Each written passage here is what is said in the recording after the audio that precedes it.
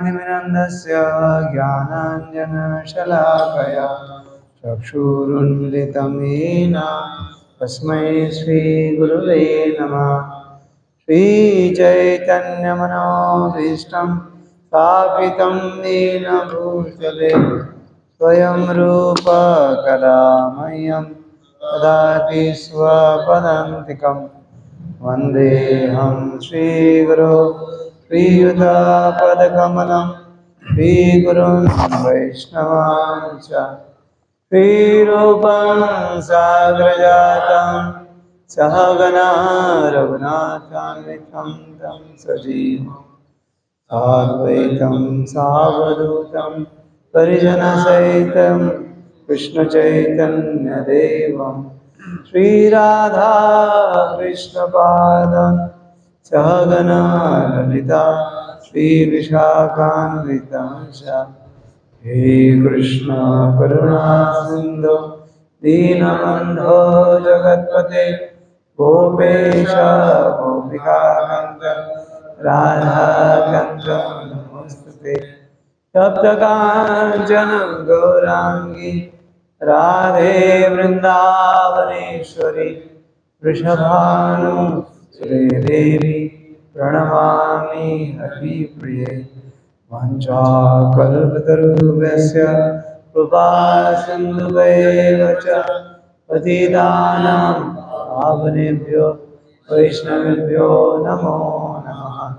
नमो महावदन्याय प्रदायते कृष्णाय कृष्णचैतन्य नाम्ने गौरतिचे नमः। नमो विष्णुपादाय कृष्णपृष्ठाय भूतले श्रीमते भक्तिवेदान्त स्वामिनिति नामिने। नमस्ते सारस्वते देवे गौरवाणी प्रचारिणे निर्विशेष शून्यवादी पाश्चात्यदेशतारिणे। जय श्री कृष्ण चैतन्य प्रभु नित्यानंद श्री अद्वैत गदाधर श्रीवासदि गौरभक्तवृंद। हरे कृष्णा कृष्णा कृष्णा हरे हरे हरे राम राम राम हरे हरे।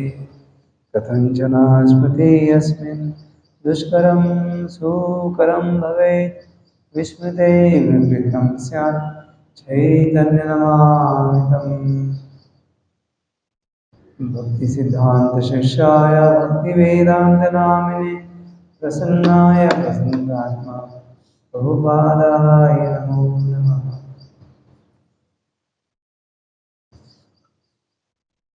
हरे कृष्णा। आज की कक्षा में सभी भक्तों का बहुत ही स्वागत है। आज हम श्रवण करेंगे प्रभुपाद लीलामृत से जो सारांश प्रभुपाद की कथाएं, जिस ग्रंथ का शीर्षक है प्रभुपाद भारत के आध्यात्मिक राजदूत। भारत के नहीं, वैकुंठ के राजदूत है श्रील प्रभुपाद जी। लेकिन लोगों को समझने के लिए केवल ये शीर्षक दिया है the ambassador of Bharat India और आध्यात्मिक राजदूत। तो आज हम पढ़ेंगे श्रील प्रभुपाद जी की यात्रा। प्रभुपाद जी कैसे न्यूयॉर्क में जाते हैं और प्रभुपाद जी वहाँ काफ़ी वर्षों के बाद वहाँ लौटते हैं और वहाँ बहुत बड़ा एक नियोजन किया हुआ है रथ यात्रा का। तो उस रथ यात्रा के बारे में सुनेंगे। उसके पूर्व श्रील प्रभुपाद जी हवाई में थे और प्रभुपाद जी का 1977 में स्वास्थ्य थोड़ा ठीक नहीं था। श्रील प्रभुपाद जी हवाई में जाते हैं और हवाई में जो अपने अमरीश प्रभु जी ने वहाँ पर एक बहुत सुंदर ऐसा जगह स्थान दिया था श्रील प्रभुपाद जी की सेवा में छोटा सा स्थान था, लेकिन हवाई में वो बहुत बड़ा स्थान है, क्योंकि हवाई टूरिस्ट एरिया है। वहाँ पे सभी लोग हवा खाने के लिए जाते हैं। और श्रील प्रभुपाद जी को भी किसने रेकमेंड किया, वहाँ की जो हवा है बहुत सुंदर है, प्रदूषण नहीं रहा करता था 1970s में। वहाँ केवल और केवल बहुत धनाढ़ लोग ही पहुँच पाते थे। और वहाँ का जो बीच है बहुत सुंदर है, बहुत बहुत मतलब बहुत सुंदर है। और वहाँ पे जो दृश्य है, चारों काफ़ी पहाड़ है और आबादी भी बहुत कम है। वाइस प्रभुपाद जी भी ऐसी जगह पसंद किया करते थे कभी कभार, यदि उनको रेस्ट लेना था तभी। तो अभी प्रभुपाद जी हवाई में है, प्रभुपाद जी का स्वास्थ्य थोड़ा ठीक नहीं है, तो देखते हैं सतस्वरूपदास गोस्वामी महाराज जी क्या उसका कैसा वर्णन करते हैं। दूसरी बात है जैसे कि अभी आज सुबह भक्तों ने, नए भक्तों ने या हमारे जो भक्त ट्रेनिंग होकर आए, ट्रेनिंग लेकर आए हैं, वैसे श्याम सुधीर प्रभु जी भी ट्रेनिंग लेके आए, अच्छा ट्रेनिंग लेके आए। और हमारे भक्त शैलेश प्रभु जी भी ट्रेनिंग लेके आए। कितना उत्साह है। श्रील प्रभुपाद जी को पूछा गया था एक बार, प्रभुपाद जी आप इस यंग में आपके पास इतनी एनर्जी कहाँ रहते हैं? श्रील प्रभुपाद जी ने कहा कि मेरे जो युवक शिष्य है उनको देख के मेरे अंदर एनर्जी आता है। आज सुबह मुझे सभी भक्त कीर्तन कर रहे थे तो ऐसा लग रहा था कि आप लोगों से एनर्जी आ रही है, तो ऐसी एनर्जी देते रहिए सभी। अच्छा लगा ना सबको? सुंदर, थैंक यू। तो राधा गोपाल जी का मंदिर का जब उद्घाटन हुआ था तो उस समय 5 भक्तों ने ज्वाइन किया था। उनके नाम भी मुझे पता है, जो मुझे काफ़ी प्रेम करते थे। उसमें से एक भक्त को हमने खो दिया है और दुर्भाग्यवश वो भक्त इतना अच्छा था, कुछ कारणवश होता है ना, अपनी इच्छा होती है, भौतिक जगत में आए तो आप अपनी इच्छा होती है। तो वो कराड़ के थे और कराड़ चले गए थे। तभी मैं वृंदावन में था और मैंने इचलकरंजी आने का संकल्प लिया था 2018 में। तो उनको पता चला तो उन्होंने कहा कि प्रभु जी आप इचलकरंजी आएंगे, मैं आपके साथ इचलकरंजी शिफ्ट हो जाऊंगा। लेकिन उसी दिन उनका एक्सीडेंट हो गया और उन्होंने उसी दिन शरीर त्याग दिया, उसी दिन।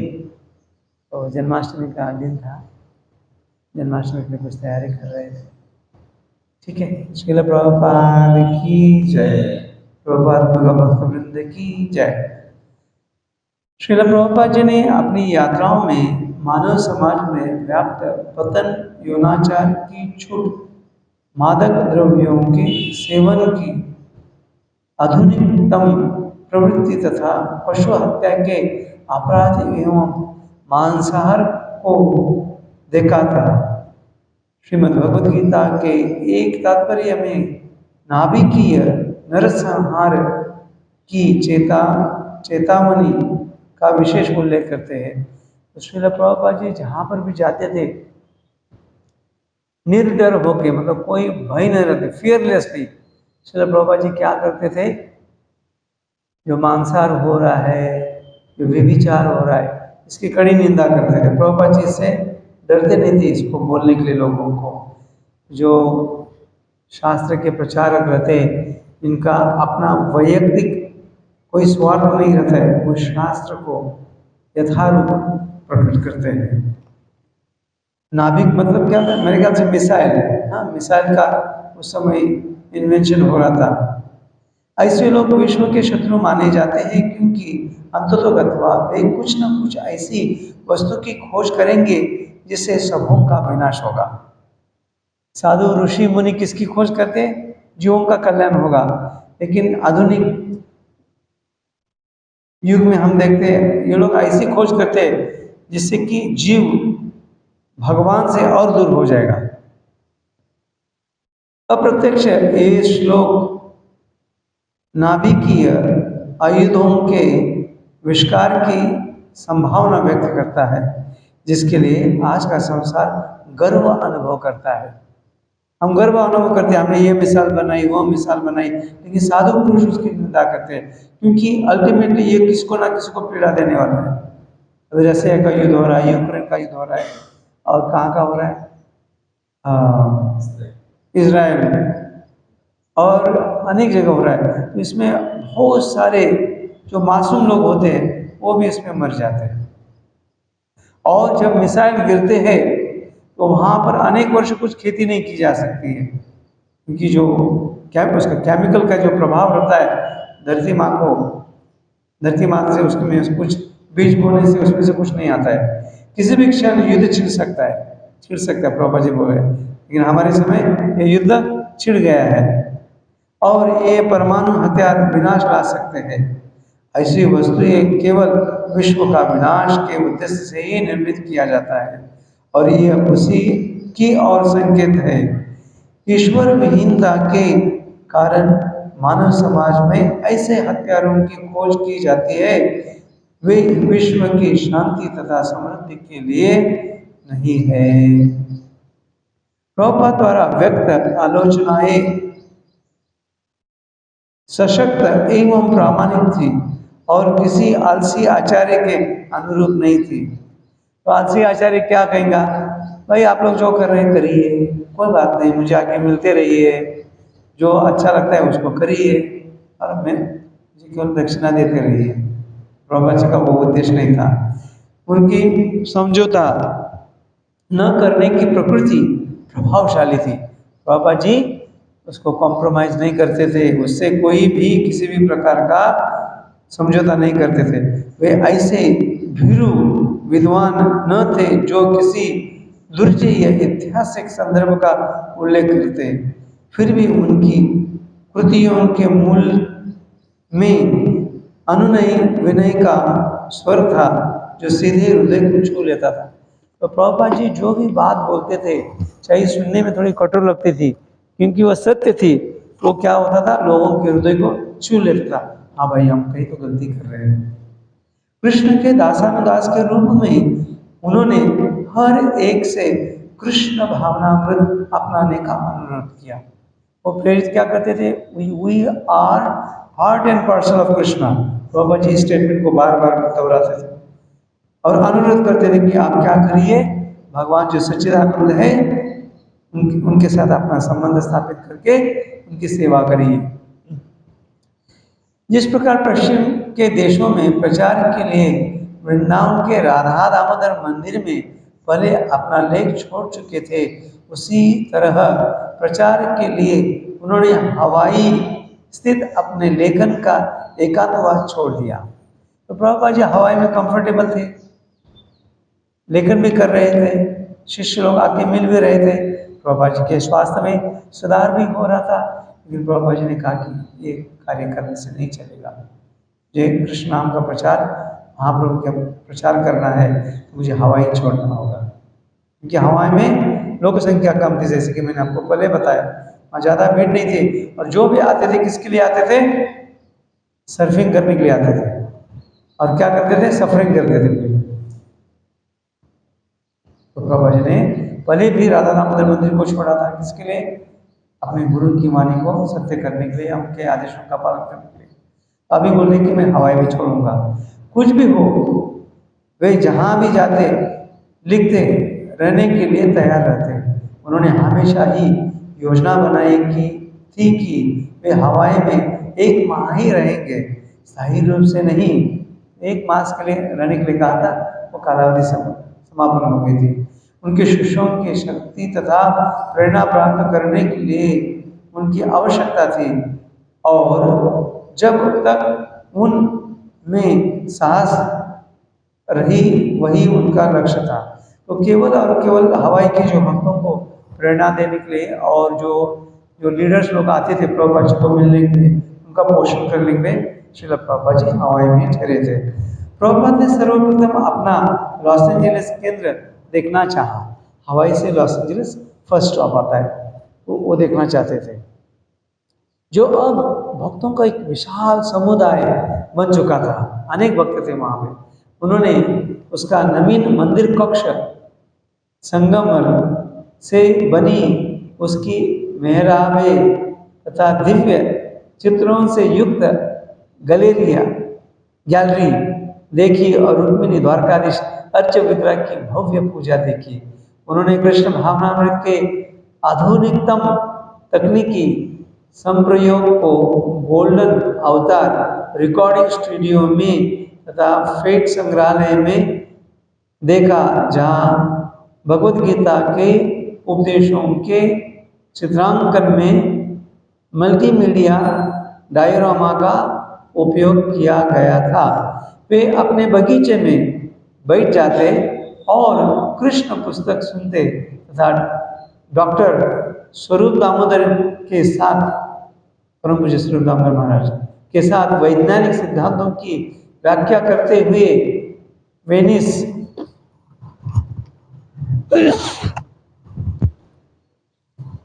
तट पर टहलते।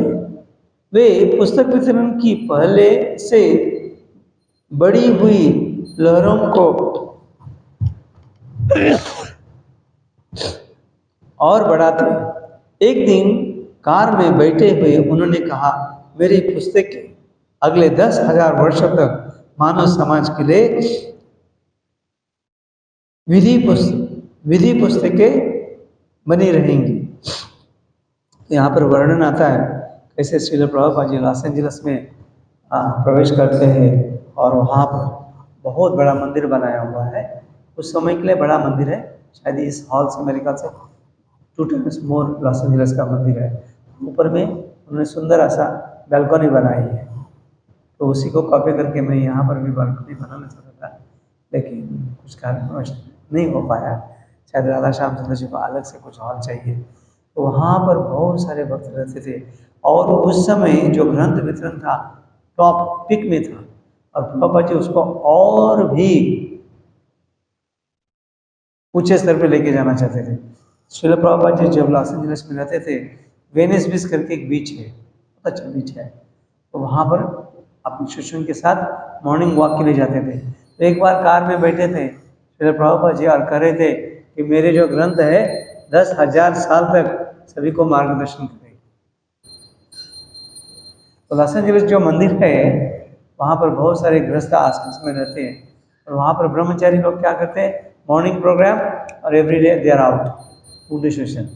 शाम को 5 बजे आते हैं, अपना प्रसाद वगैरह पा लेते, थोड़ा संध्या आरती गायत्री वगैरह करते, सो जाते हैं। मॉर्निंग प्रोग्राम उनका सेवा क्या है, ओनली फॉर बुक सेशन। शाम से 1:30 बजे वैसे ही कुछ कर सकते हैं भविष्य में और वक्त बढ़ाकर मॉर्निंग प्रोग्राम अच्छे स्ट्रॉन्ग वाइब्रेंट। वहाँ पर बहुत सारे अच्छे भक्त हैं वहाँ पर, प्रभुपाद जी के शिष्य। एक भृगुपति प्रभु जी के शिष्य परम पूज्य गुरु महाराज को बहुत प्रेम करते हैं। यदि वे गृहस्थ है, मॉर्निंग प्रोग्राम हो गया, प्रसाद पाएंगे, 2 मिनट भी वेस्ट नहीं करेंगे, तुरंत बाहर निकलेंगे, शाम को 6 बजे आएंगे। 30 सालों से 40 साल से वो कैसे वही कर रहे, कार्य कर रहे। और मधु विसा प्रभु जी जो वहाँ पर प्रभु जी के शिष्य है, उनका लड़का मेरे साथ गुरुकुल में था, तो नेचुरली वो साथ में रहते थे, तो मुझे लेके जाते थे लॉस एंजलिस में। फर्स्ट टाइम लॉस एंजलिस में मैं गया तो मुझे बोले कि I will take you where Prabhupada used to take a walk, और मुझे बताते थे Prabhupada ji turn around here, Prabhupada ji turn around here, ऐसे ऐसे बताते थे। और भक्ति स्वरूप दामोदर महाराज के बारे में बताते। और प्रभुपाद जी का जो आप देखते हैं एक फोटो है, प्रभुपाद जी बहुत रिलैक्स में बैठे हैं और पीछे में ईंट की दीवार है, एक फोटो देखा होगा, फिर मैं आपको भेज दूंगा। वो प्रभुपाद का गार्डन रहा करता था लॉस एंजलिस में, अभी भी है, छोटा सा गार्डन है। तो प्रभुपाद जी वहाँ पर न्यूज़ मीडिया वाले आते थे, उनको वहाँ पर मिलते थे। और श्री प्रभुपाद जी के शिष्यों ने वो मेमोरी स्मरण बोल के अभी तक वो गार्डन बना के रखा। छोटा ही है, ज़्यादा बड़ा नहीं है, maybe I think 10 by 15 by 15 का हो। उस पर पत्थर का सिंहासन बनाया, वो आप क्वेश्चन लगाते थे केवल। न्यूयॉर्क सिटी, जुलाई 1976, जयानंद कार चला रहे थे। तमाल कृष्ण गोस्वामी तथा रमेश्वर स्वामी भी साथ में बैठे थे। देखिए तमाल कृष्ण महाराज कहाँ रहते थे, टेक्सास में रहते थे, और रमेश्वर महाराज कहाँ रहते थे, लॉस एंजलिस में रहते थे, और जयानंद प्रभु कहाँ रहते थे, लॉस एंजलिस में रहते थे। उन्होंने श्रील प्रभुपाद जी तथा हरीश्वरी को ला गार्डिया हवाई अड्डे से अपने साथ लिया, जो न्यूयॉर्क में 2 एयरपोर्ट है, एक नाम भूल गया और ये दूसरा एयरपोर्ट है। उन्होंने श्रील प्रभुपाद जब वे मैनहट्टन की ओर जा रहे थे तो प्रभुपाद ने पूछा, यहाँ सब ठीक से चल रहा है ना? प्रभुपाद जी ने पूछा कि जो भक्त है मैनहट्टन में या न्यूयॉर्क में, सब ठीक है ना? तमाल कृष्ण ने उत्तर दिया कि अभी तो हर चीज यहाँ शुरू हो रही है, तभी तक भी भक्त मैनहट्टन के अपने 12वें मंजिल भवन में सामान ला रहे हैं और रथ यात्रा की अंतिम तैयारी कर रहे हैं।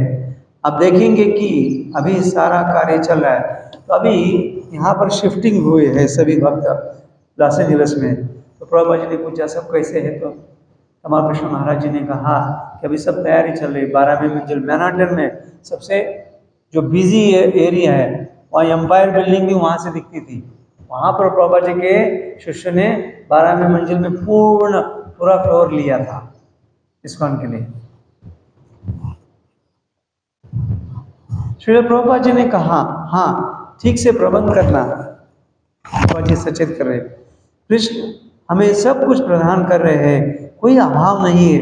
यदि हम मात्र निष्ठापूर्वक कार्य करें तो कृष्ण हमें बुद्धि हर वस्तु देंगे। उनकी कृपा से हर वस्तु उपलब्ध है, यही कृष्ण है, वे आपको कुछ भी दे सकते हैं। तो श्रील प्रभुपाद जी के जितने भी शिष्य थे प्राथमिक दिनों में प्रभुपाद जी के हर एक वाक्यों पे निष्ठा रखते थे और प्रभुपाद जी जैसे बोलते थे वैसे करते थे। ये करना है, ये करना है, अपना अधिक क्या बोलते हैं, अपना अधिक भाव या अधिक मति या बुद्धि नहीं लगाते थे। जैसे बोलते थे प्रभुपाद जी वैसे ही करते थे, इसलिए वो सक्सेसफुल हो जाते थे। उसके पीछे ये कारण था, गुरु मुख पद्मावाक्या चितेते करिया है क्या। जब उनकी कार विशाल ब्रुकलिन पुल पर पहुंची तो प्रभुपाद बोले, मेरे समझ में ब्रुकलिन ब्रिज है, मैं कभी कभी यहाँ आकर ब्रिज के पास बैठा करता था।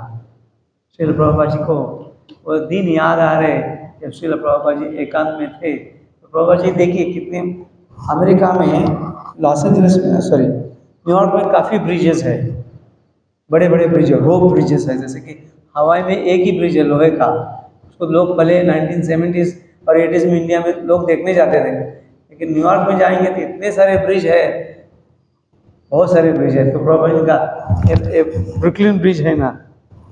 तमाल कृष्ण महाराज ने पूछा, तमाल कृष्ण ने पूछा क्या, जब उनकी कार विशाल कभी कभी यहाँ मैं आकर बैठा करता था। तमाल कृष्ण ने पूछा क्या पानी के निकट? वे न्यूयॉर्क में श्रील प्रभुपाद जी के पहले के कार्यकलाप सुनकर अत्यंत मुग्ध हुए। तो आप पानी के निकट बैठते थे? प्रभुपाद जी ने कहा। प्रभुपाद जी ने कहा, हाँ उसी नदी के किनारे, क्योंकि मैं उस बाबरी स्ट्रीट में रहता था, वह वहाँ से अधिक दूर नहीं है, इसलिए मैं यहाँ आता सैर करता और उस पुल के नीचे बैठकर सोचता मैं भारत कब लौट सकूंगा। प्रभुपाद जी अकेले थे, प्रभुपाद जी के साथ कोई नहीं था। प्रभुपाद जी बहुत विषम परिस्थिति में लॉस एंजलिस में रहे। अगर आप में से कोई कभी लॉस एंजलिस में कोई ठंडी के दिन में वहाँ पर पहुँचे और आपको घर नहीं रहे, घर तो छोड़ दीजिए प्रभु, अगर रूम में रखा जाए और उसमें हीटिंग नहीं हो, आप क्या करोगे मुझे पता नहीं। यह कहकर वे हंस पड़े, प्रभुपाद जी हंस पड़े। उन्होंने अन्य स्थानों के बारे में पूछा, जैसे कोई अपने पुराने मित्रों के बारे में पूछ रहे हो। फल्टन स्ट्रीट, सब वे स्टेशन तथा चैम्बर स्ट्रीट। तमाल कृष्ण ने बताया कि इस्कॉन केंद्र एम्पायर स्टेट बिल्डिंग से दूर नहीं है और उन्हें 11वीं मंजिल स्थित अपने कमरों से इसका सुंदर दृश्य दिख सकेगा। तमाल कृष्ण ने कहा, हमारी इमारत शहर के सिनेमा हॉलों, भोजनालयों तथा मनोरंजन विभाग के ठीक बीच में है। तो पहले जैसे कि हम देखते हैं नित्यानंद महाप्रभु कहाँ जाते थे, जहाँ हरि नाम देने की आवश्यकता है। तो पापी तापी जत छिलो हरि नाम में उतार कर निकले।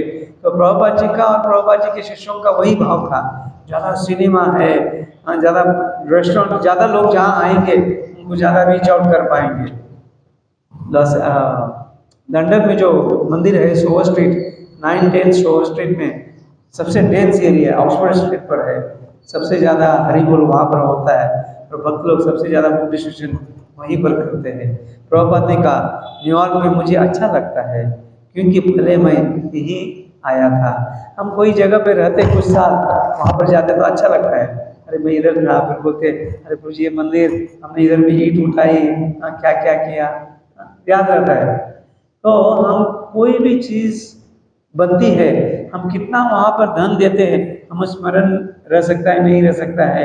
आज हमने समझिए अभी 1 लाख रुपए दिया, उस 1 लाख का वैल्यू 10 साल के बाद कुछ भी नहीं रहेगा। कोई बोलेंगे अरे 1 लाख की दिया तो कौन सी बड़ी बात है।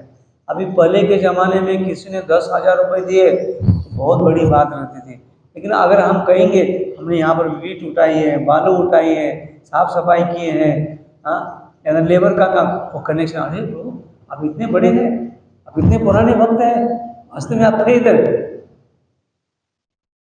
तो जो श्रमदान सेवा की जाती है उसका एक अपने आप में अलग अटैचमेंट होता है, इसलिए सेवा को बहुत महत्व है। दास्य भाव में हम क्या करते हैं, सेवा ही करते हैं। साक्य भाव में क्या करते हैं, सेवा ही करते हैं। ऐसा नहीं कि अभी हम सखा हो गए तो सेवा नहीं करेंगे। वात्सल्य भाव में यशोदा मैया क्या करती है, सेवा करती है। माधुरी भाव में क्या करते हैं, गोपियाँ भगवान की सेवा ही करती है।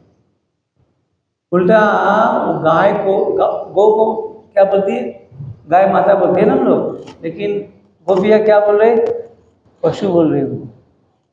गोपी गीत में ना श्लोक कौन सा है वो, पशु या, हाँ, तो बोलते कि ये गाय कितनी कठोर है, हमारे श्याम सुंदर जी को यहाँ से लेके जा रहे हैं कितना देर के लिए, उनको चिंता नहीं है, उनको धूप लग रही है, लग रही है, जल्दी से वापस आने का नाम भी नहीं ले रहे। उनकी बुद्धि कैसी हो गई है, स्वार्थी हो गई है, घास खाने के लिए केवल अपना स्वार्थ देख रही है। लेकिन उनको मतलब ये भाव था केवल, ऐसा नहीं है। तो हर एक भाव में हमें केवल और केवल सेवा ही करनी है। प्रभुपाद ने कहा न्यूयॉर्क में, अच्छा रामेश्वरम स्वामी ने कहा, रामेश्वरम महाराज जो बहुत गंभीर रहा करते थे, सबसे पहले बीबीटी का दायित्व रामेश्वर महाराज ने लिखा था, वो बहुत सीरियस थे। मुझे याद है जब मैं वृंदावन में था वो आया करते थे, वो ज़्यादा किसी से बोलते भी नहीं थे। हमारे श्याम सुधीर प्रोजेक्ट बोलते ही नहीं थे, किसी से बात नहीं करते थे, बहुत सीरियस थे। लेकिन क्लास इतना सुंदर क्लास देते थे, इतना डायनेमिक क्लास देते थे, बहुत सुंदर। क्योंकि बीबीटी के इंचार्ज थे, किताब पढ़ते रहते थे, किताब पढ़ते रहते थे, किताब पढ़ते रहते थे। रामेश्वर महाराज ने कहा एक गुरुकुल के बच्चे जितने भी सन्यासी भक्त थे, गुरु होते थे, सबके पास जाने के लिए डरते थे। केवल मेरे ख्याल से 2 आचार्य थे, उनके पास जाने के लिए नहीं डरते थे, 3-4 बख्तिस्वर कामदेव महाराज आते थे, उनके साथ नहीं डरते थे, पास में जाते थे। जयप्रकाश महाराज के साथ कोई बच्चे डरते नहीं थे। बच्चों को जयप्रकाश महाराज दोनों हाथ में लेके घूमते थे, गोल गोल घुमाते थे। रामेश्वर महाराज से भी नहीं डरते थे। और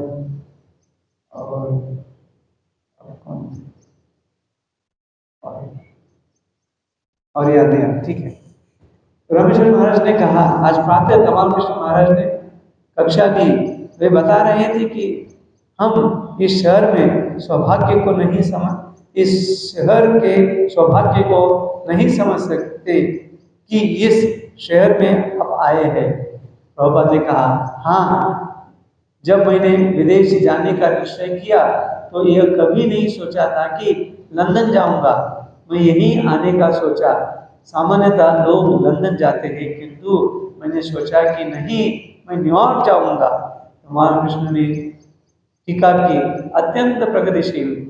प्रभुपाद हंस पड़े, मैं नहीं जानता, ये कृष्ण का आदेश है, मैं जा सकता था क्योंकि लंदन अधिक निकट था, लेकिन मैंने सोचा नहीं, मैं जाऊंगा तो न्यूयॉर्क ही जाऊंगा। कभी कभी तो मैं स्वप्न देखता था कि मैं न्यूयॉर्क पहुंच गया हूँ। अपने गुरु महाराज के मिशन को चिंतन करते थे, पाश्चात्य देश में जाना है। और प्रभुपाद जी के अन्य गुरु भाई लंदन गए थे, वो सक्सेसफुल होके नहीं आए थे आदि। प्रभुपाद जी ने कहा कि मैं लंदन नहीं जाऊंगा, लंदन निकट है, लंदन नहीं जाऊंगा, मैं जाऊंगा तो न्यूयॉर्क जाऊंगा, क्योंकि उस समय न्यूयॉर्क ऐसी सिटी थी, सबसे टॉप में सिटी थी। ब्रिटिश जब हमारे पर राज्य कर रहे थे तभी लंदन टॉप था, लेकिन हमें जब स्वतंत्रता मिली 1960s में, न्यूयॉर्क सबसे टॉप सिटी था। उसको बोलते थे सिटी दैट नेवर स्लीप्स। ऊंची ऊंची इमारतें, 30 फ्लोर्स, 40 फ्लोर्स, 60 फ्लोर्स, और ट्विन टावर्स बहुत 70 फ्लोर्स था। जो जो विभिन्न बस्तियों से गुजरते श्रील प्रभुपाद को पुराने दिनों का स्मरण होता। उन्होंने डॉक्टर मिश्रा के योग स्टूडियो तथा 172nd स्ट्रीट स्थित अपने कमरों का उल्लेख किया, जहां से उनका टेप रिकॉर्डर तथा टाइपराइटर चोरी हो गया था। वेस्ट एंड सुपरेट से वे फल खरीदा करते।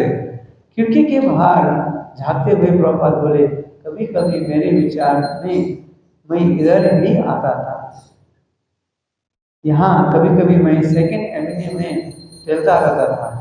जब वे 50वीं स्ट्रीट से आगे पहुंचे तो भक्तों ने इशारा करके प्रभुपाद को इस्कॉन इमारत दिखलाई, जिसकी एक और सुनहरे अक्षरों में हरे कृष्ण लिखा था। इस इमारत के सामने एक विशाल पीली पताका उड़ रही थी। देखिए, श्रील प्रभुपाद जी अपने शिष्यों को, यद्यपि वो विदेश के थे, उनको जैसा बताते वैसा करते थे। वो बोलते थे कि मंदिर के ऊपर क्या होना चाहिए, ध्वज होना चाहिए। हमारे मंदिर के ऊपर ध्वज रहता है नहीं रहता है उनको पता भी नहीं चलता है, लेकिन यहाँ पर न्यूयॉर्क में उन्होंने ध्वज लगाया, सो केयरिंग कि मेरे गुरु को क्या पसंद है।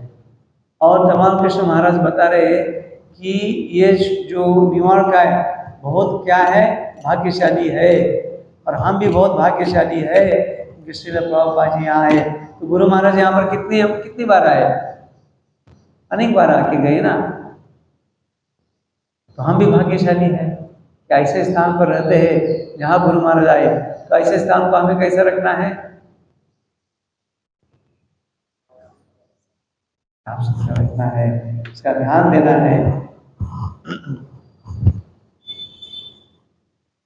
मायापुर उत्सव के बाद ये सॉरी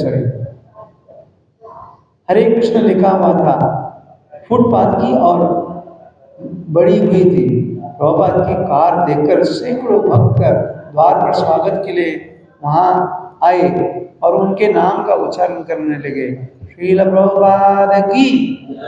मायापुर उत्सव के बाद यह इस्कॉन भक्तों का सबसे बड़ा जमावट था।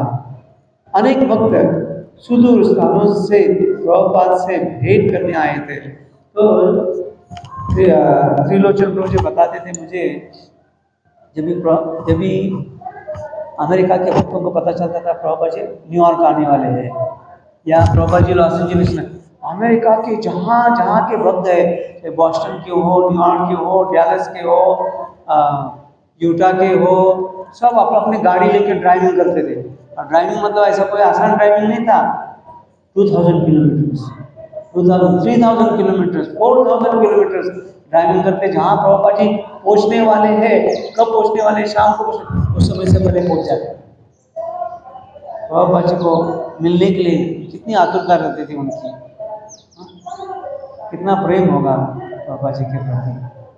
ऐसा प्रेम हमें अपने गुरुजनों के प्रति चाहिए। गुरु महाराज कब आ रहे, कल आ रहे, रात को नींद आई नहीं आई, स्वच्छ है नहीं है। मायापुर उत्सव के बाद इस्कॉन का सबसे बड़ा जमावड़ा था। कीर्तन अत्यंत जोरदार शोर से हुआ। राधा गोविंद के अच्छे विग्रह के समक्ष खड़े हुए प्रभुपाद प्रसन्न लग रहे थे। तो प्रभुपाद जी बहुत प्रसन्न थे, क्योंकि उन्होंने संकल्प लिया था कि मैं न्यूयॉर्क में एक मंदिर बनाऊंगा। तीसरी वेदी पर जगन्नाथ, बलराम, सुभद्रा का चित्र था और प्रभुपाद बोले कि वे इन्हें रथ यात्रा के दिन देखने के लिए उत्सुक थे। प्रभुपाद जी न्यूयॉर्क में जगन्नाथ जी को रथ पर देखने के लिए बहुत उत्सुक थे, क्योंकि प्रभुपाद जी का संकल्प था कि मैं वहाँ पर रथ यात्रा करूँगा। जो ही प्रभुपाद विशाल हरे व्यासासन पर बैठे तो पहले तो वे इतने भाव विभोर हो गए कि बोलना मुश्किल लगने लगा। श्रील प्रभुपाद जी ने जब राधा गोविंद देव जी का दर्शन किया तो इस्कॉन में पहले एक ट्रेडिशन रहा करता था, जब भी गुरु वर्ग आते थे इस्कॉन में या प्रभुपाद जी आया करते थे तो जैसे श्रृंगार आरती में क्या करते थे, गोविंद माधि पुरुष का टेप लगाते थे और प्रभुपाद जी दर्शन करते थे। तो प्रभुपाद जी ने दर्शन किया और दूसरा एक जो ऑल्टर था वहाँ जगन्नाथ बलदेव सुभद्रा रहा करते थे, लेकिन वहाँ पर जगन्नाथ बलदेव सुभद्रा अभी नहीं थे, उनकी तस्वीर की तैयारी चल रही थी, लेके गए थे। तो प्रभुपाद जी ने राधा गोविंद देव जी का दर्शन किया और प्रभुपाद जी को आसन दिया। बहुत विशाल बड़ा आसन बनाया था प्रभुपाद जी के लिए, ये छोटा आसन नहीं, बहुत बड़ा अच्छा आसन बनाया था और वो भक्त ही बनाते थे। जब प्रभुपाद जी उस व्यासासन पर बैठे प्रभुपाद जी भाव विभोर हो गए कि राधा गोविंद देव जी ने मेरी इच्छा पूर्ति की, मंदिर बनाया, जगन्नाथ जी ने मेरी इच्छा पूर्ति की, यहाँ रथ यात्रा हो रही है और मेरे शिष्यों ने मेरे लिए कितना कष्ट किया, कितना कष्ट लिया मेरे लिए। पहले तो भाव विभोर हो गए और बोलना मुश्किल लगने लगा। फिर उन्होंने बोलना आरंभ किया, पहले मैं सबको धन्यवाद देता हूँ कि आप मुझे इस नए मंदिर में ले आए, क्योंकि जब मैंने पहली बार